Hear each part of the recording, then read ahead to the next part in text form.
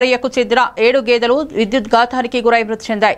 Private venture ప్రాంతంలో కిందకు వేలాడుతున్న విద్యుత్ వైర్లు ప్రమాదానికి కారణమయ్యాయి. స్థానికులు ఎన్నిసార్లు విద్యుత్ అధికారులకు ఫిర్యాదు చేసినప్పటికీ స్పందన లేక వాపోతున్నారు.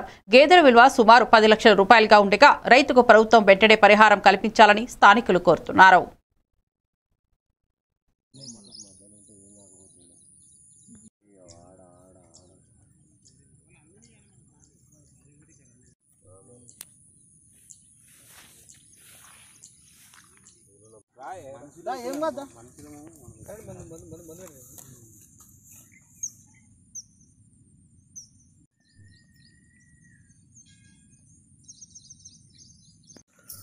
ఇది ఇంద్రేశం గ్రామం పడంచేరు మండలికి వస్తుంది.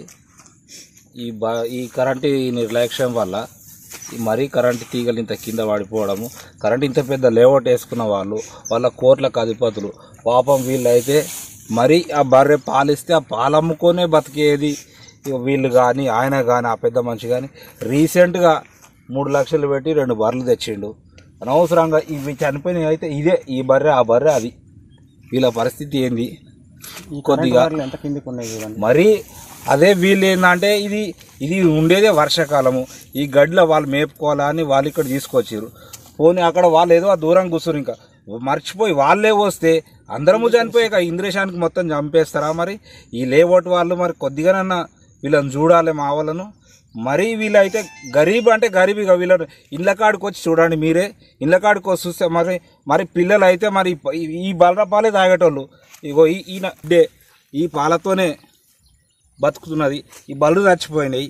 ఆ పిల్లల పరిస్థితి ఏంది? ఈ ముసలాయన పరిస్థితి ఏంది?